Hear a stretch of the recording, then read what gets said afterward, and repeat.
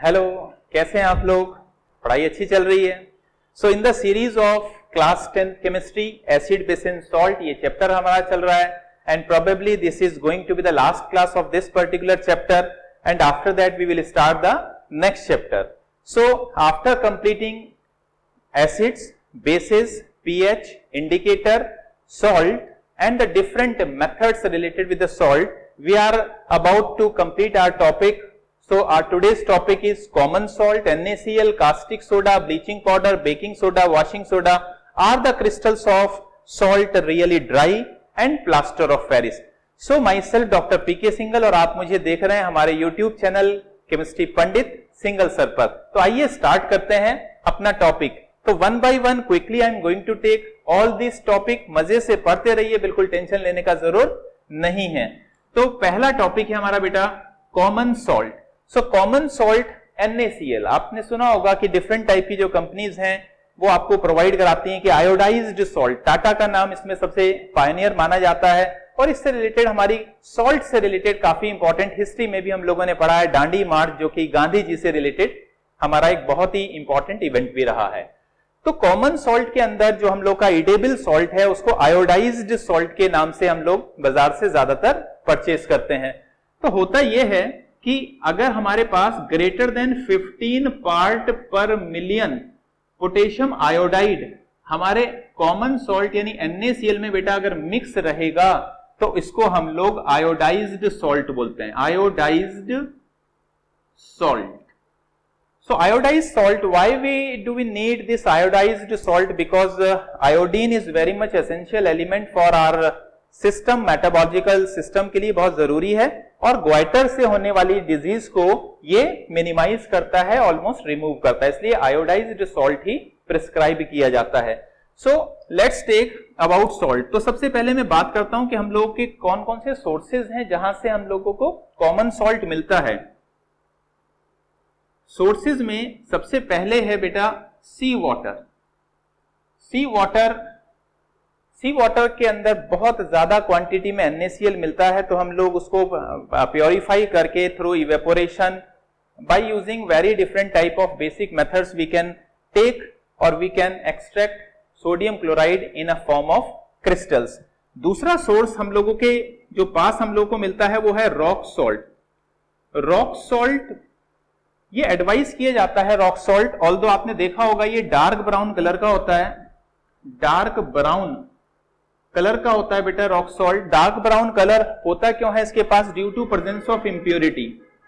Due to presence of impurities. Impurities की वजह से रॉक सॉल्ट ये मिलता कैसे है बेटा? बहुत ही पुराने समय से अगर हम एरास के बारे में बात करें, बहुत पहले जमाने से धीरे धीरे क्या होता है कि जो अर्थ के अंदर चेंजेस आते रहते हैं, तो जहां पर कहीं समंदर रहा होगा वो धीरे धीरे से इवेपोरेट हो गया नेचुरल प्रोसेस के थ्रू और वहां का जो सॉल्ट है वो कंप्रेस होने के साथ साथ वो एक सॉलिड रॉक की फॉर्म में इकट्ठा होता रहता है. तो although rock salt is not the purest form of NaCl, इसके अंदर बहुत सारे दूसरे एलिमेंट्स भी मिलते हैं, इसलिए कुछ डॉक्टर्स रॉक सॉल्ट को लेने का एडवाइस भी करते हैं. और तीसरा जो बड़ा मेन सोर्स है वो बेटा वो है इनलैंड. इनलैंड क्या होता है कि इनलैंड लेक्स होती हैं बेटा. इनलैंड लेक्स होती हैं due to natural evaporation of water आपको मिलती है. ये कुछ जगह पर है, राजस्थान में मिलती है, थोड़ा MP के अंदर मिलती है और कुछ कंट्रीज हैं जहां पर आपको इनलैंड लेक्स मिलती हैं, which is also a very big source of NaCl. तो NaCl का काफी इंपॉर्टेंट सोर्स भी ये माने जाते हैं. अब NaCl के लिए हम लोग अगर आगे बात करते हैं प्रॉपर्टी से related, let me remove this. Properties के बारे में बात करें बेटा इसकी NaCl की, तो प्रॉपर्टी में सबसे पहले अगर मैं बात करूं बॉइलिंग पॉइंट की, प्रॉपर्टी में बात करते हैं सबसे पहले मेल्टिंग पॉइंट की, तो इसका मेल्टिंग पॉइंट होता है बेटा 820 डिग्री सेंटीग्रेड. दूसरी बात करते हैं solubility. It is soluble in water, it is soluble in water, ये वाटर में डिसॉल्व हो जाता है। और अगर हम लोग को वैल्यू याद रखनी है तो आप वैल्यू याद रखेंगे 35.8 ग्राम NaCl कैन बी डिसॉल्व्ड पर 100 ग्राम ऑफ वाटर। ये इसकी सॉल्युबिलिटी है। और इंपॉर्टेंट पॉइंट ये है बेटा साथ में कि इट्स यानी हम ये बोल सकते हैं the solubility is not affected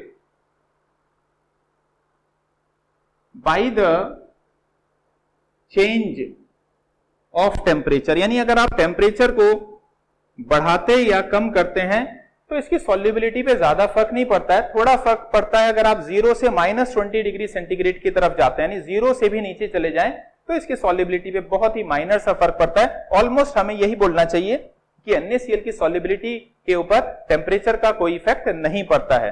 अब नेक्स्ट पॉइंट की अगर हम लोग बात करते हैं, एक पॉइंट है बेटा यहाँ पे हाइग्रोस्कोपिक नेचर।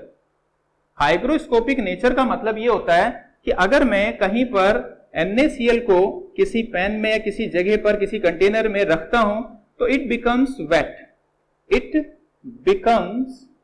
वेट, ये थोड़ा गीला गीला सा हो जाता है। इसका मेन पॉइंट ये बेटा कि प्योर NaCl हम लोग के पास होता नहीं है, तो ये जो वेट होता है यानी थोड़ा गीला जैसा हो जाता है, इसी को हम बोलते हैं हाइग्रोस्कोपिक नेचर। और इसका जो रीजन है, ये होता क्यों है बेटा, रीजन ये है कि इसमें ट्रेसेस ऑफ इंप्योरिटी मिलती है। ट्रेसेस ऑफ इंप्योरिटी किसकी मिलती है बेटा, कैल्शियम क्लोराइड की और मैग्नीशियम क्लोराइड की। ये दोनों के दोनों जो कंपाउंड होते हैं calcium chloride and magnesium chloride, ये हाइग्रोस्कोपिक नेचर के होते हैं, मॉइस्चर को एटमॉस्फेयर से अट्रैक्ट कर सकते हैं। इसी वजह से NaCl के अंदर क्योंकि कैल्शियम क्लोराइड और मैग्नीशियम क्लोराइड टाइप की इंप्योरिटीज मिलती है थोड़ी सी, यही लॉजिक है जिसकी वजह से NaCl भी आपका हाइग्रोस्कोपिक नेचर शो करता है, यानी it becomes wet after a period of time, थोड़ा सा गीला जैसा हो जाता है। नेक्स्ट पॉइंट के बारे में अगर मैं बात करता हूं, अगर NaCl रिएक्शन करता है बेटा सल्फ्यूरिक एसिड कॉन्सेंट्रेटेड के साथ बिलो 200 डिग्री सेंटीग्रेड टेम्परेचर पर, ये टेम्परेचर इंपॉर्टेंट है, आप HCl के बारे में जब आगे जाकर पढ़ेंगे तो ये टेम्परेचर क्यों ऐसा लिया ये आपको पता चल जाएगा। If this react together it form a by product NaHSO4 along with it releases hydrochloric acid. तो ये हाइड्रोक्लोरिक एसिड नहीं होता बेसिकली, ये हाइड्रोजन क्लोराइड गैस होती है, इसलिए मैंने गैस का साइन बनाया, जहां से आप HCl गैस की हेल्प से क्या बना सकते हैं, HCl एसिड को बना सकते हैं। नेक्स्ट पॉइंट के बारे में बात करते हैं कि sodium chloride when react with silver nitrate, sodium chloride when react with silver nitrate, तो एक टेस्ट रिएक्शन भी आप सोच सकते हैं, ये सिल्वर क्लोराइड का बेटा व्हाइट प्रेसिपिटेट देता है, व्हाइट प्रेसिपिटेट सिल्वर क्लोराइड का देगा सिल्वर क्लोराइड, तो you will get NaNO3 as a by product, NaNO3 as a by product. अब हम बात करते हैं इसके यूजेस की। यूजेस में सबसे पहले जो कि बहुत ही इंपॉर्टेंट है, ये हमारी रेगुलर डाइट का पार्ट है। रेगुलर डाइट में यानी हर रोज के समय पे आपको चाहिए होता है, हर टाइप के खाने के अंदर आप NaCl का इस्तेमाल करते हैं। ऑल द फैक्ट मैंने पढ़ा था, बहुत ही इंपॉर्टेंट था, ऑथेंटिक है, कि Indians normally they consume 12 gram per day NaCl। Indian normally 12 gram per day consume करते हैं, which is about limit. Normal जो लिमिट है बेटा 6 to 8 ग्राम पर डे की है। Indian consumes much more than the required limit of NaCl, इसीलिए India के अंदर ब्लड प्रेशर के पेशेंट थोड़े ज्यादा हो जाते हैं। तो इसका ध्यान रखना है कि we should not eat too much of NaCl। दूसरा, आपने आइसक्रीम बनते हुए देखा होगा, तो आइसक्रीम के अंदर जो फ्रीजिंग हम करते हैं, फ्रीजिंग ऑफ आइस, इसको हम NaCl के साथ अगर करेंगे, सोडियम क्लोराइड के साथ, तो फ्रीजिंग पॉइंट काफी नीचे चला जाएगा, यानी फ्रीज होना बहुत आसान हो जाएगा। तीसरी अगर हम बात करते हैं थर्ड पॉइंट की, अगर हम लोग को बेटा सोप बनाना है, तो सोप कैसे बनती है। सोप के अंदर हम ऑयल या फिर फैट को लेते हैं, साथ में हम लोग NaOH को लेते हैं and we get soap.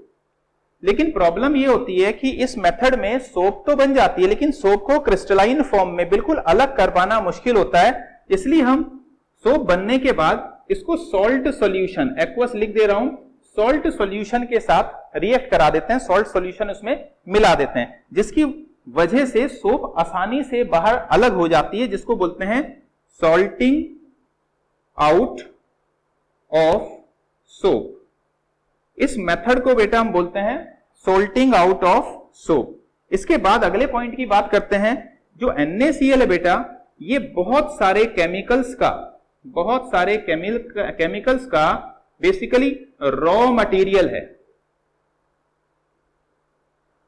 Raw material आपको NaOH बना सकते हो आप, इसकी हेल्प से आप क्लोरीन यहां से निकाल सकते हैं, आप सोडियम को यहां से एलेबोरेट कर सकते हो, आप ब्लीचिंग पाउडर को यहां से आप बना सकते हो। इसके अलावा आप वॉशिंग सोडा आप यहां से बना सकते हो, Na2CO3। इसके अलावा बेकिंग सोडा आप यहां से बना सकते हो। तो there are plenty of compounds which you can prepare with the help of NaCl।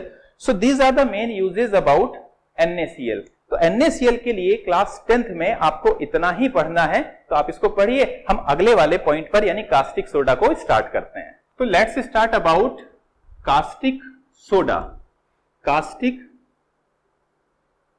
Soda means NaOH। Chemically आप इसको सोडियम हाइड्रोक्साइड भी बोलते हैं।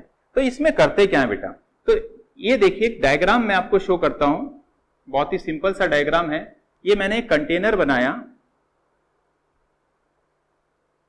इस कंटेनर के अंदर मैंने इलेक्ट्रोड्स लगाए, कैथोड और एनोड आपने सुना होगा, इलेक्ट्रोड्स लगाए।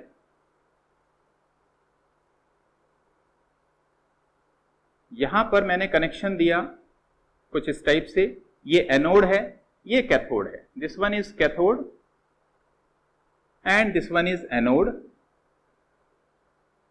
ठीक है, यहां पर हम लोगों ने एक मेम्ब्रेन लगाई जो आर पार दोनों सॉल्यूशन ना जा सकें इजीली।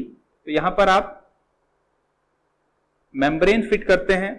यहां से आपने एक इनलेट दिया, इनलेट के अंदर आप ब्राइन सॉल्यूशन यहां पर करते हैं। ब्राइन सॉल्यूशन होता है बेटा 38% aqueous solution of NaCl। Sodium chloride की हेल्प से आप अदर कंपाउंड कैसे बना रहे हैं वही इस एप्लीकेशन के अंदर हम पढ़ लेंगे। और यहां से आपने एक बाहर जाने का रास्ता बना दिया, यहां से आपको NaOH और साथ में थोड़ा सा ब्राइन मिलने वाला है। फर्दर हम लोग इसको प्योरीफाई कर सकते हैं। अब यहां से आपने क्या किया बेटा, यहां से आपने ब्राइन को इंट्रोड्यूस कराया। You are introducing brine, nozzle वगैरह लगा के रखते हैं जिससे आप इसको अपनी सुविधा के अकॉर्डिंग ऑपरेट कर सकें। ठीक, तो यहां पर रिएक्शन शुरू होती है बेटा। रिएक्शन होती है कि NaCl जो कि एक्वस है, पानी मिलाया हुआ है, तो यहां पर रिएक्शन होती है 2NaOH, साथ में आपको क्लोरीन गैस मिलती है और हाइड्रोजन गैस मिलती है। ये प्रोसेस थ्रू इलेक्ट्रोलिसिस यहां पर हो रहा होता है। इंपॉर्टेंट पॉइंट ये है, यहां से कौन सी गैस निकल रही है, इधर से कौन सी गैस निकल रही है, इसके बारे में बात करता हूं। देखिए NaOH आपको कहां मिलता है, बेसिकली नियर द कैथोड। याद रखना है ये वाला पॉइंट, काफी इंपॉर्टेंट है कि आपको इस प्रोसेस के अंदर NaOH कहां पर मिलने वाला है, नियर द कैथोड। अभी मैं नाम के बारे में भी आपसे बात करने वाला हूं।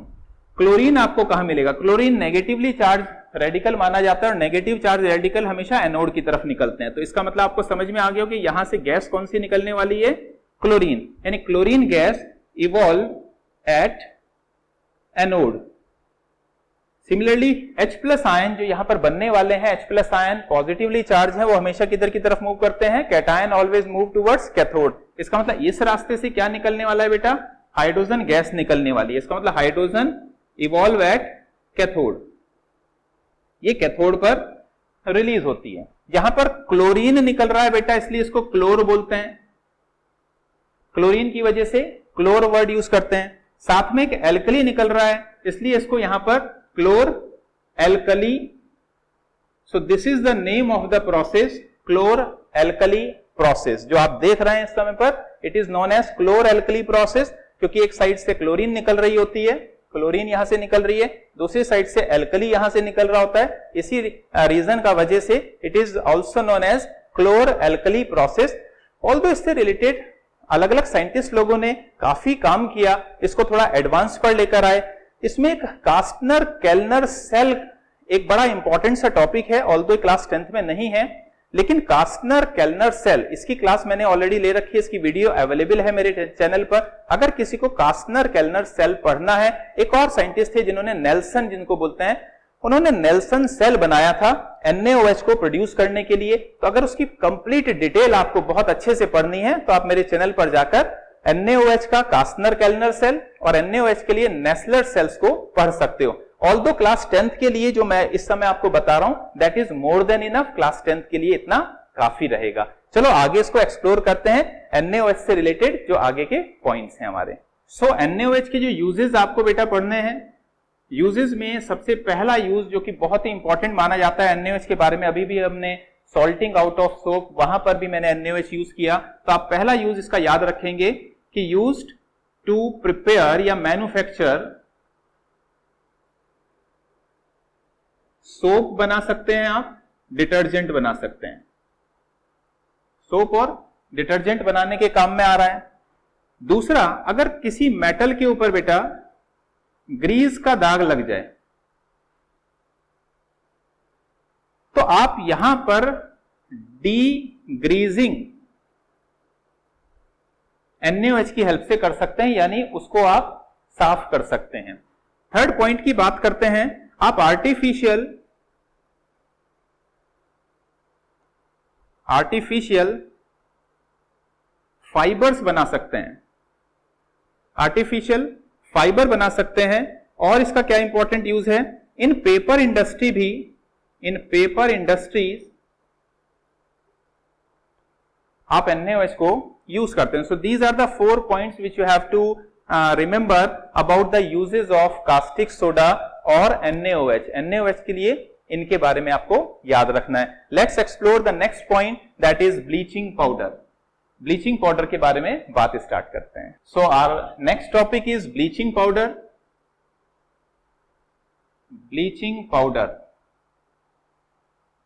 ब्लीचिंग पाउडर का एक जनरलाइज फॉर्मूला होता है बेटा CaOCl2, CaOCl2। This is the general chemical formula of bleaching powder.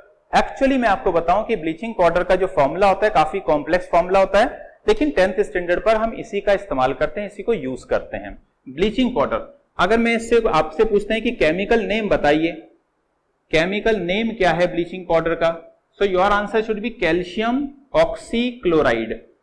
Calcium oxychloride, calcium oxychloride is the chemical name of bleaching powder. अब हम बात करते हैं कि ब्लीचिंग पाउडर को बेटा बनाते कैसे हैं। तो मैंने आपको कहा कि NaCl एक बहुत इंपॉर्टेंट सोर्स मानते हैं बहुत सारे केमिकल्स का, तो उसी में हमने देखा क्लोर एल्कली प्रोसेस में क्लोरीन इवॉल्व हो रही है। तो ये जो क्लोरीन इवॉल्व हुई कहां पर, by the electrolysis, by the chlor alkali process of NaCl, या फिर आप बोल सकते हैं by the chlor alkali process for the preparation of NaOH। तो वहां पर आपने NaCl यानी ब्राइन का इस्तेमाल किया था, ब्राइन का इस्तेमाल करके ये क्लोरीन आपसे बन गई थी। क्लोरीन जो बनी, अगर इस क्लोरीन को कैल्शियम हाइड्रोक्साइड, जिसको स्लेग्ड लाइम बोलते हैं, स्लेग्ड लाइम, ये ध्यान रखिए बेटा, स्लेग्ड लाइम कैसा होना चाहिए, ड्राई होना चाहिए। तो chlorine gas if you pass through calcium hydroxide you will gate CaOCl2, यानी आपको अपना ब्लीचिंग पाउडर मिलता है CaOCl2 अलोंग विद वाटर। इस मेथड से आपको बेसिकली आपका ब्लीचिंग पाउडर मिल जाता है और ये ड्राई होना चाहिए, इस पॉइंट को आप याद रखेंगे। अब अगर मैं ये बात करता हूं कि अगर मैं ब्लीचिंग पाउडर को बेटा एक्सपोज करता हूं एयर में, यानी खुले में रख दिया ऐसे ब्लीचिंग पाउडर को, तो क्वेश्चन पूछते हैं कि अगर ब्लीचिंग पाउडर को ऐसा ही ओपन एटमॉस्फेयर में रख दिया तो क्लोरीन की स्मेल, जो कि पंजेंट ऑर्डर होता है आपको पता होगा, क्लोरीन गैस की स्मेल आने लगती है। तो क्यों आती है, तो कैल्शियम ऑक्सीक्लोराइड यानी ब्लीचिंग पाउडर एयर में मिलने वाले कार्बन डाइऑक्साइड के साथ रिएक्ट करने लग जाएगा, ऑटोमेटिक खुद से साइमल्टेनियस रिएक्शन है, खुद से ही करेगा।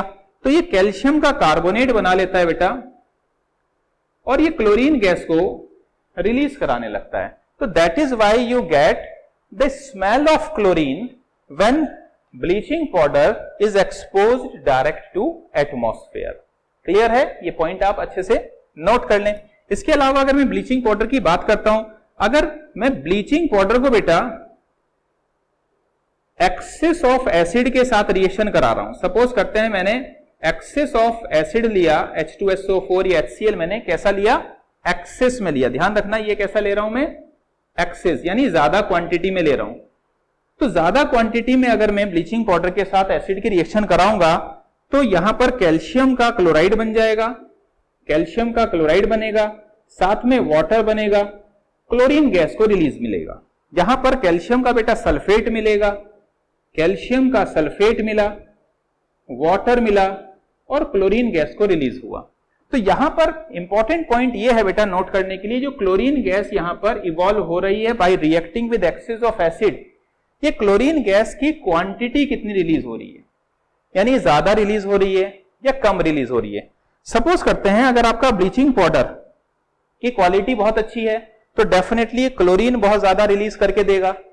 ब्लीचिंग पाउडर की क्वालिटी काफी खराब है तो इस प्रोसेस में क्लोरीन का जो अमाउंट इवॉल्व होगा वो क्या होगा, काफी कम होगा। तो bye knowing the evolved amount of chlorine, by knowing the evolved amount of chlorine, one can know about the quality of your bleaching powder।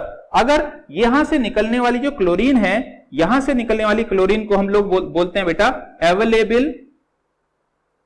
Available chlorine. तो क्वेश्चन ये बन सकता है कि अगर अवेलेबल क्लोरीन की वैल्यू, यानी इस रिएक्शन से निकलने वाली क्लोरीन की वैल्यू, अवेलेबल क्लोरीन की वैल्यू ज्यादा है, it means the quality of bleaching powder is very fine, and if the quantity is very low it means the quality of bleaching powder is very bad. तो point समझ में आ गया। अब हम इसके बारे में बात करते हैं यूजेस क्या है। अब चलो यूजेस में साथ साथ में हम देख ले रहे हैं। इसके यूजेस के अंदर सबसे पहला बेटा, इधर मैं खड़ा हो जाता हूं, ठीक है ना। तो पहला पॉइंट है टेक्सटाइल में, टेक्सटाइल इंडस्ट्री में बेटा जो डिफरेंट टाइप के आपके टेक्सटाइल्स होते हैं, जैसे वूल होता है आपका, उसका ब्लीच करना है, क्लोथ है आपके, कपड़े हैं, इनकी ब्लीचिंग करनी है, वूल कॉटन है आपके पास, इनकी ब्लीचिंग करनी है। तो यहां सब जगह टेक्सटाइल इंडस्ट्री में ब्लीचिंग पाउडर का इस्तेमाल करते हैं। दूसरा आपका जो ड्रिंकिंग वाटर है, ड्रिंकिंग वाटर के अंदर, क्योंकि ब्लीचिंग पाउडर के अंदर से क्लोरीन निकलेगी, क्लोरीन एक जर्मीसाइड है, तो ड्रिंकिंग वाटर के अंदर जर्म्स को मारने के लिए भी आप ब्लीचिंग पाउडर को यूज कर सकते हैं। तो एज जर्मीसाइड फॉर ड्रिंकिंग वाटर आप इसका इस्तेमाल कर सकते हैं। अगर आपको कहीं पर क्लोरीन चाहिए, ज्यादा क्लोरीन देनी है, तो अच्छा है ना कि ब्लीचिंग पाउडर का यूज करें, यानी सोर्स ऑफ क्लोरीन का कहीं सोर्स आपको चाहिए तो वहां आप ब्लीचिंग पाउडर का यूज कर सकते हैं। इसके अलावा ब्लीचिंग पाउडर के एज ऑक्सीडाइजिंग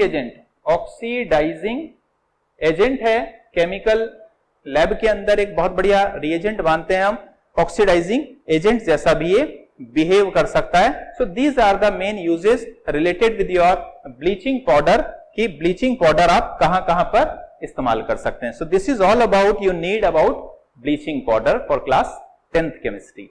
आगे चलते हैं बेटा बेकिंग सोडा के पास। So next topic is baking soda. Baking soda का केमिकल फॉर्मूला होता है NaHCO3, जिसका केमिकल नेम है बेटा, chemical name sodium hydrogen carbonate, sodium hydrogen carbonate.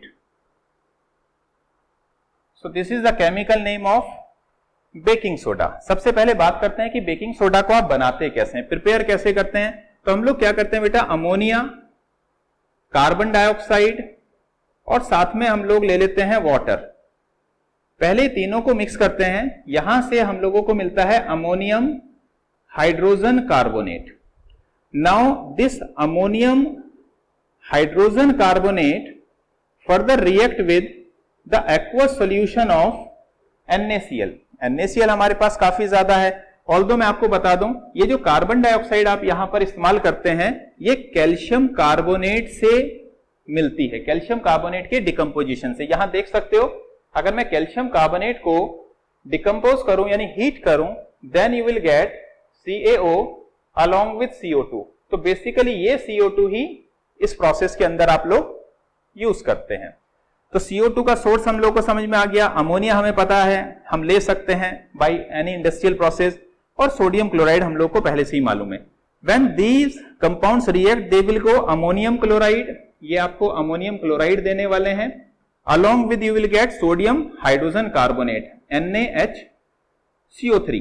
अगर मैं दोनों रिएक्शन को कलेक्टिवली लिखना चाहूं तो कलेक्टिवली लिख सकता हूं, यहां से इसको कैंसिल किया, इनको ऐड करके लिख दिया, like NH3 CO2 from calcium carbonate water NaCl and you are getting NaHCO3 along with NH4Cl. So this is the complete reaction required for the preparation. अब यहां पर मैं आपको बात एक बड़ी इंपॉर्टेंट सी बताता हूं कि NaHCO3 बेटा सोडियम हाइड्रोजन कार्बोनेट जिसके बारे में हम लोग बात कर रहे हैं, बेकिंग सोडा, ये एक स्पेरिंगली सॉल्युबल सॉल्ट है, जबकि अमोनियम क्लोराइड NH4Cl ये कंप्लीटली सॉल्युबल है, ये कंप्लीटली सॉल्युबल सॉल्ट है बेसिकली। तो हम लोग इस बात का फायदा उठाकर, ये बहुत कम सॉल्युबल है, ये बहुत ज्यादा सॉल्युबल है, फिल्टर करते हैं और फिल्टर करके we can obtain our product NaHCO3। इस मेथड से हम सोडियम बाइकार्बोनेट को अलग कर पाते हैं और हम लोग को मिल जाता है। चलो इसके कुछ इंपॉर्टेंट प्रॉपर्टी और यूजेस के बारे में बात करते हैं। अब इसकी इंपॉर्टेंट प्रॉपर्टीज एंड यूजेस के बारे में बात कर रहे हैं। सबसे पहले मैं बात करता हूं सॉल्ट हाइड्रोलिसिस। यहां से एक बड़ा इंपॉर्टेंट क्वेश्चन बनता है, सॉल्ट हाइड्रोलिसिस। सपोज करते हैं हम लोगों ने NaHCO3 लिया, इसको एक्सेस ऑफ वाटर में डिसॉल्व किया, then you are getting NaOH along with H2CO3।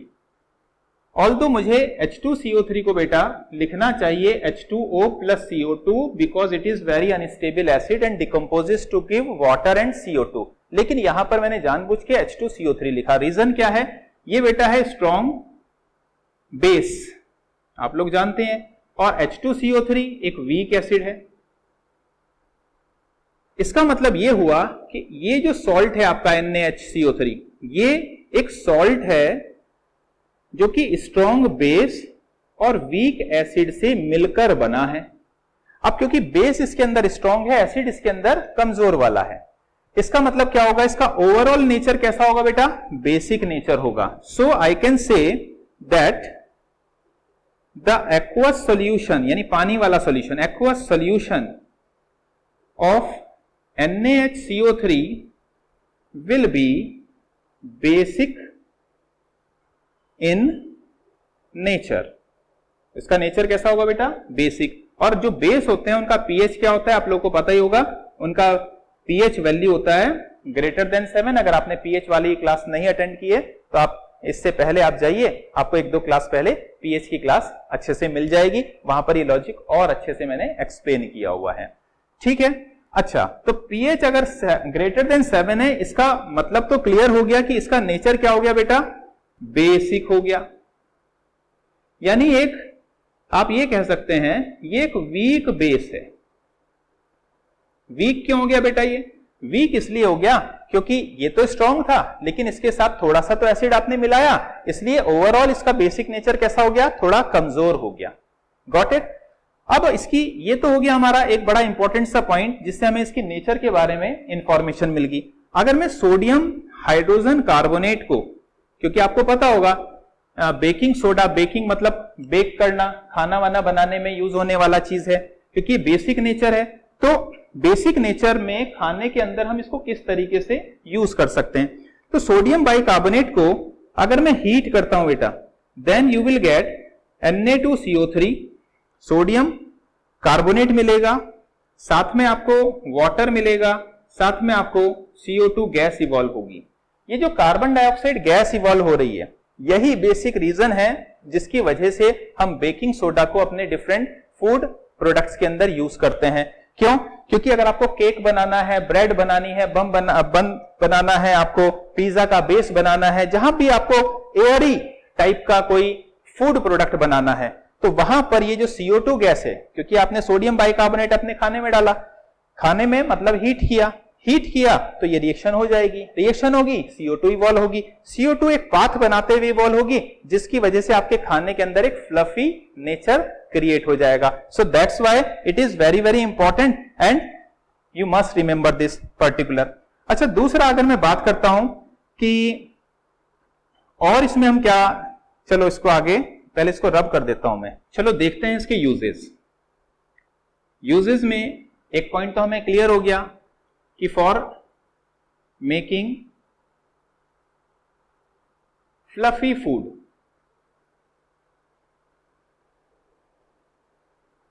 उस तरीके का खाना अगर बनाना है. दूसरा है फॉर मेकिंग, यह है बेटा बेकिंग सोडा. फॉर मेकिंग, मैं यहां पर लिख रहा हूं baking, for making baking powder. Baking powder बनाने के लिए भी आप इसका इस्तेमाल करते हैं, क्योंकि ये मेन कंपोनेंट माना जाता है बेकिंग पाउडर का. और घरों में अक्सर आप बेकिंग पाउडर को इस्तेमाल करते हैं, बेकिंग सोडा को कम इस्तेमाल करते हैं. लॉजिक क्या है समझिए. इसके अंदर बेटा मेनली दो चीजें होती हैं. एक तो यही होगा NaHCO3, मेन क्वांटिटी तो इसी की रहेगी, और साथ में हम क्या मिलाते हैं यहां पर, थोड़ा सा हम weak acid like tartaric acid या फिर सिट्रिक एसिड. इन दोनों को अगर हम ऐड कर लें then we will get baking powder. ठीक, अब होता यह है बेकिंग पाउडर के अंदर, जैसे मैं इसकी रिएक्शन लिखकर बताता हूं. फॉर एग्जांपल हम लोग NaHCO3 की बात कर रहे हैं, इसका एक्वस मैंने सॉल्यूशन लिया. टार्टरिक एसिड का एक फॉर्मूला, कॉम्प्लेक्स फॉर्मूला होता है, तो उसको नहीं लिख रहे हैं. तो टार्टरिक एसिड के लिए मैंने H+ यूज किया, यानी एसिडिक मीडियम को दिखाने के लिए. यहां से हम लोगों को क्या होगा, इसको आपने हीट करना शुरू किया, यानी आप इसको इस्तेमाल कर रहे हैं अपने किसी पर्टिकुलर केमिकल रिएक्शन के अंदर. तो यहां पर एक आयोनिक रिएक्शन जैसी क्रिएट होगी, CO2 गैस यहां पर रिलीज हो जाएगी. CO2 गैस रिलीज होने के साथ वाटर यहां पर रिलीज हुआ, और देखो CO2 गैस रिलीज हुई, H+, इसके अंदर से OH मिल जाएगा, वाटर बना, और Na+ यहां पर लिख रहा हूं, Na+ टार्टरिक एसिड का H+, क्योंकि यहां पर यूटिलाइज हुआ, तो उस H+ की जगह टार्टरिक एसिड या सिट्रिक एसिड में Na+ चला जाएगा. तो कुछ लोग Na+ को यहां पर सोडियम सॉल्ट ऑफ एसिड भी लिखते हैं. तो this is a kind of generalize reaction जहां पर बेकिंग पाउडर का इस्तेमाल करके आप CO2 गैस को रिलीज कराते हैं. अच्छा, टार्टरिक एसिड या सिट्रिक एसिड का यहां पर रोल क्या है. अगर सपोज करते हैं बेटा मैंने प्योरली NaHCO3 लिया और अपने खाने में सीधा सीधा डाल दिया, एसिड ना डाला, तो एसिड नहीं डालूंगा तो एल्कलाइन नेचर मेंटेन रहेगा. एसिड डालने से इसका एल्कलाइन नेचर क्या हो जाएगा, और कम हो जाएगा. और एल्कली किस टेस्ट के होते हैं, लिटिल बिट बिटर, कड़वे होते हैं. तो आपके खाने में थोड़ी कड़वाहट को कम करने के लिए हम लोग ये एसिड इसके अंदर इंट्रोड्यूस करते हैं. अच्छा, नेक्स्ट यूज के बारे में बात करते हैं, क्योंकि ये जो NaHCO3 है बेटा, हमने देखा इसकी नेचर बेसिक है, और क्योंकि इसकी नेचर बेसिक है, इसका मतलब इसको आप एंटा एसिड के जैसा भी यूज कर सकते हैं. जैसे खाना खाया, ओवर ईटिंग हो गई, अब हमारे स्टमक के अंदर तो HCl है, HCl और प्रॉब्लम क्रिएट करेगा, एसिडिटी को और ज्यादा बढ़ा देगा. तो हम लोग NaHCO3 अगर साथ में या उसके किसी मेडिसिनल पर्पस के लिए हम खाएंगे तो उसको वो न्यूट्रलाइज कर देगा और हमारा सिस्टम अच्छे से काम कर पाएगा. तो ये इसके कुछ इंपॉर्टेंट यूजेस थे. एक और इसका यूज ध्यान आ रहा है, फायर एक्सटिंग्विशर बनाने में. फायर एक्सटिंग्विशर बनाने में भी आप इसका इस्तेमाल कर सकते हैं. कहीं आग लग गई तो आग को बुझाने के लिए सबसे अच्छी गैस मानी जाती है CO2, क्योंकि CO2 ना तो खुद जलती है ना सपोर्ट करती है कंबशन को, और वहां के एयरी एटमॉस्फेयर को यानी ऑक्सीजन वगैरह को हटा देती है. उसके लिए आप क्या कर सकते हैं, जो फायर एक्सटिंग्विशर कंपनीज होती हैं वो करते क्या है कि बेटा सोडियम हाइड्रोजन कार्बोनेट लेती हैं एक छोटे से सिलेंडर में, उसी के बराबर में एक दूसरा सिलेंडर लगा देती हैं सल्फ्यूरिक एसिड का. अब जैसे ही आप उस नोजल को प्रेस करते हैं दोनों सिलेंडर टूट जाते हैं, और प्रेस करते ही आपको CO2 गैस बहुत ज्यादा क्वांटिटी में रिलीज करता है, साथ में सोडियम का सल्फेट मिलेगा, and you will get water. You can balance this reaction by 2 this way, 2 यहां पर आ गया और 2.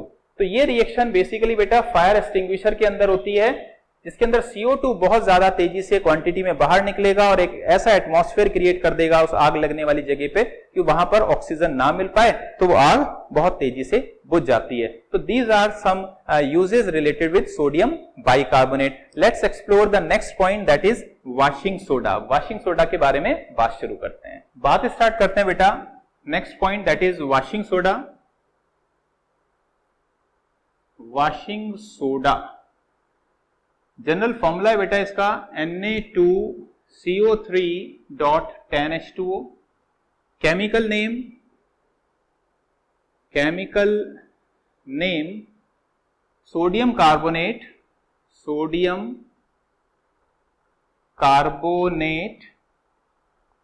10 को बोलते हैं डेकाहाइड्रेट, यानी 10 वाटर के molecule as water of crystallization की फॉर्म में रहते हैं। यानी यहां पर ऐसा नहीं कि ये कोई ड्राई नहीं है, एक्चुअली इट इज ड्राई, लेकिन water of crystallization chemical combined form होती है किसी पर्टिकुलर सॉल्ट के लिए। तो ये केमिकल नेम हो गया। अब हम इसके प्रिपरेशन की बात करते हैं बेटा। देखिए प्रिपरेशन में जैसे हम लोगों ने सोडियम हाइड्रोजन कार्बोनेट बनाया, तो हम सबसे पहले सोडियम हाइड्रोजन कार्बोनेट बनाएंगे उसी मेथड से। लाइक हमने अमोनिया लिया, वाटर लिया, कार्बन डाइऑक्साइड लिया, NaCl लिया, और यहां से हम लोगों ने सोडियम हाइड्रोजन कार्बोनेट NaCO3 बनाया along with NH4Cl। Now we know कि NaHCO3 क्या है, स्पैरिंगली सॉल्युबल है, फिल्टर वगैरह करके आप इसको अलग कर पाएंगे। अगले स्टेप में हम लोग क्या करेंगे कि NaHCO3 को हम हीट कर देंगे बेटा। ये अभी अभी हमने रिएक्शन देखी थी, इससे आपको क्या मिल जाएगा, सोडियम कार्बोनेट मिल जाएगा, ऐश ऑफ सोडा भी बोलते हैं इसको, और साथ में कार्बन डाइऑक्साइड गैस रिलीज होगी और you will get water. This reaction will takes place. After this what you will do, आप Na2CO3 में certain amount of water introduce कराएंगे and you will get Na2CO3.10H2O। इस वाले प्रोसेस को हम लोग रिक्रिस्टलाइजेशन बोलते हैं। रिक्रिस्टलाइजेशन यानी क्रिस्टल का दोबारा से बनाना, क्रिस्टल्स को दोबारा से बनाना। So these are the 3 steps which you have to write about the preparation of sodium carbonate decahydrate. ठीक, इसके बारे में आपको लिखना है। अब चलो इसके सीधे यूजेस के बारे में बात करते हैं। सबसे पहला इसका यूज है बेटा ग्लास इंडस्ट्री में, सोप इंडस्ट्री में, पेपर इंडस्ट्री में, इन सभी इंडस्ट्रीज में इसका आप इस्तेमाल करते हैं। दूसरा इसका एक पॉपुलर यूज है बोरेक्स, जो कि ग्लास के अंदर यूज किया जाता है बोरेक्स बनाने के अंदर, एक केमिकल कंपाउंड है बोरेक्स। नेक्स्ट अगर मैं पॉइंट के बारे में बात करूं, ये क्योंकि वॉशिंग नाम से समझ में आ रहा होगा, वॉशिंग कपड़े वपड़े धोने के भी काम में आता है, तो बेसिकली ये क्लीनिंग एजेंट है, ये क्लीनिंग एजेंट है। एक बहुत ही इंपॉर्टेंट है, ये काफी पूछते हैं एग्जामिनेशन में कि name the compound which can remove the permanent hardness of water. ये क्वेश्चन काफी इंपॉर्टेंट है कि name the compound which can be used to remove the permanent hardness of water. तो ये बेसिकली बेटा वही कंपाउंड है Na2CO3, ये परमानेंट हार्डनेस ऑफ वाटर को रिमूव करने के काम आता है। तो रिमूव परमानेंट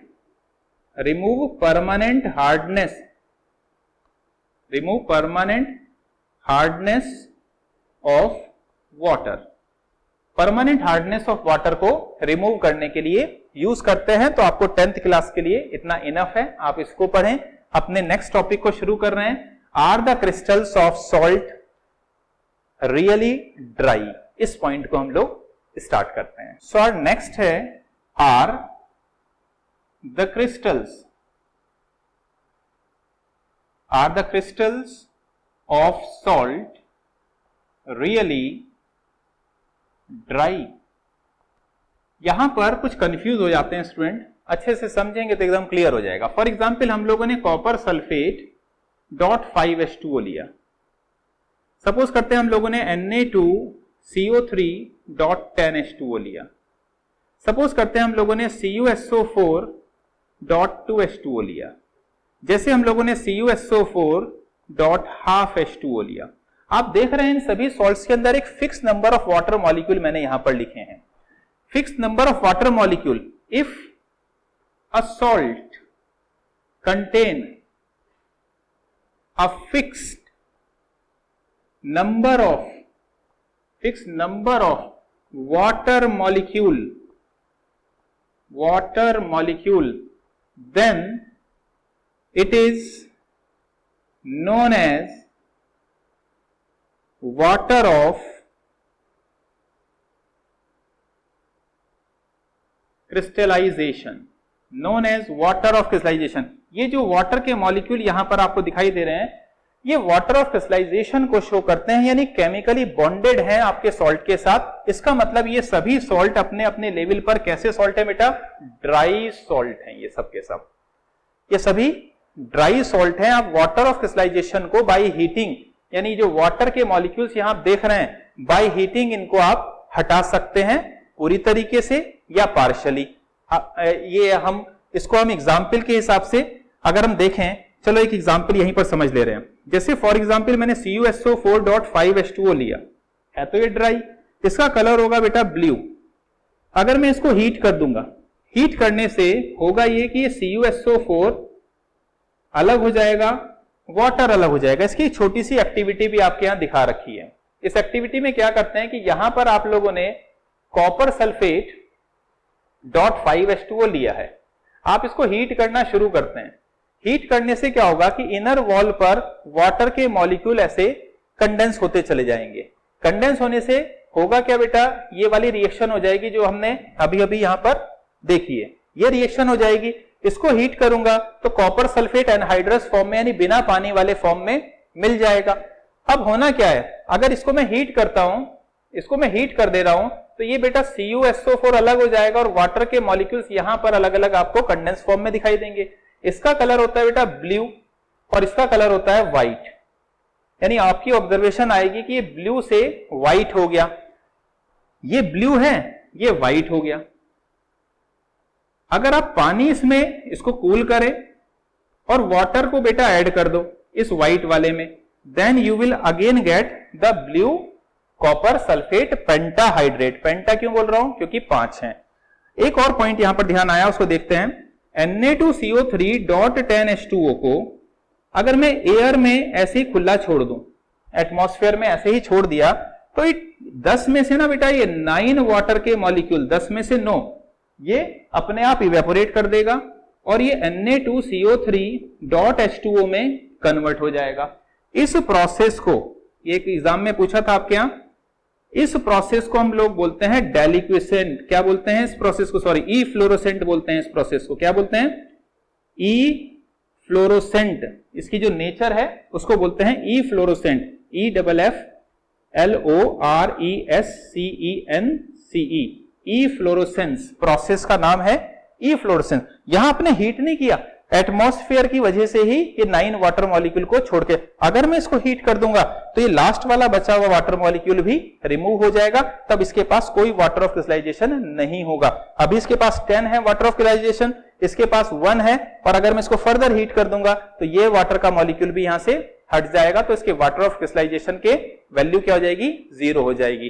तो आई थिंक ये पॉइंट आपको अच्छे से क्लियर हो गया. Now let's explore quickly plaster of Paris. इसके बारे में बात करते हैं. So our topic is plaster of Paris और इसका फॉर्मूला होता है बेटा CaSO4.12H2O and the chemical name होता है इसका कैल्शियम सल्फेट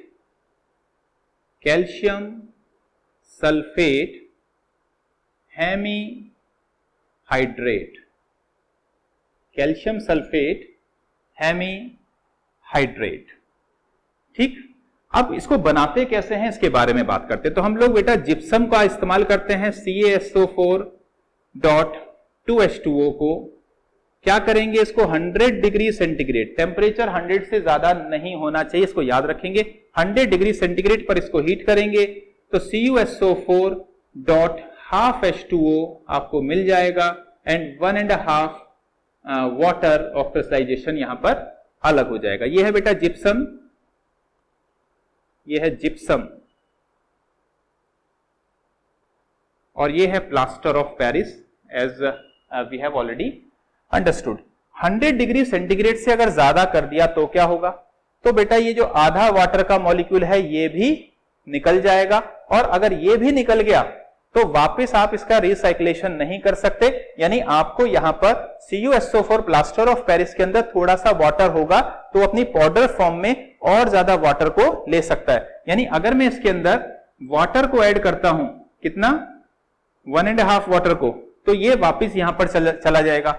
ये कंपैरेटिवली एक सॉफ्ट सब्सटेंस है, ये कंपैरेटिवली एक हार्ड सब्सटेंस है, और इसी बात का फायदा हम इसके यूजेस के अंदर समझते हैं, ठीक है ना। तब यूजेस की अगर हम इसमें बात करते हैं तो काफी पॉपुलर है, सुना ही होगा पीओपी के नाम से, प्लास्टर ऑफ पेरिस। आपके हाउस होल्ड्स में यूज होता है, हाउस डेकोरेशन में, हाउस के डेकोरेशन में इस्तेमाल करते हैं, ठीक है ना। और किसी का अगर हड्डी वड्डी टूट जाए तो प्लास्टरिंग ऑफ बोन के लिए किया जाता है इसका इस्तेमाल। और कहां आप इसका इस्तेमाल करते हैं? आप डिफरेंट टाइप के स्टैचूज बनाते हैं, स्टैचूज आप डिफरेंट टाइप के बनाते हैं, यहां पर मोल्डिंग्स तैयार करते हैं अलग अलग। एक इंपॉर्टेंट पॉइंट मुझे याद आया, इसको आप अच्छे से नोट डाउन करेंगे। पॉइंट ये है कि जब प्लास्टर ऑफ पेरिस में पानी मिलाया जाता है बेटा, प्लास्टर ऑफ पेरिस में एकदम पेस्ट जैसा बन जाता है, पानी मिलाते हैं और इसको किसी मोल्ड में डालते हैं, किसी शेप को क्रिएट करने के लिए, स्टैचू बनाने के लिए डालते हैं, तो इसका जो वॉल्यूम है बेटा, वॉल्यूम 1% इंक्रीज कर जाता है। इंपॉर्टेंट पॉइंट है। When POP added with water and added into या introduced into a certain kind of mold, किसी शेप के अंदर डालते हैं, तो इसका जो वॉल्यूम है वो 1% के आसपास इंक्रीज कर जाता है। और इस इंक्रीज होने से फायदा क्या होता है? जो मोल्ड की एजेस होती हैं, जो शार्पनेस होती है, वो बहुत ही बढ़िया और काफी अच्छे से दिखाई देती हैं। So this is all about your this topic. इस टॉपिक के अंदर CBSE क्लास 10th केमिस्ट्री के सारे सॉल्ट एक साथ हमने डिस्कस किए। इस पूरी क्लास को आप अच्छे से देखेंगे, लगातार आप काम करते रहिए। So thank you so much, keep learning and do well.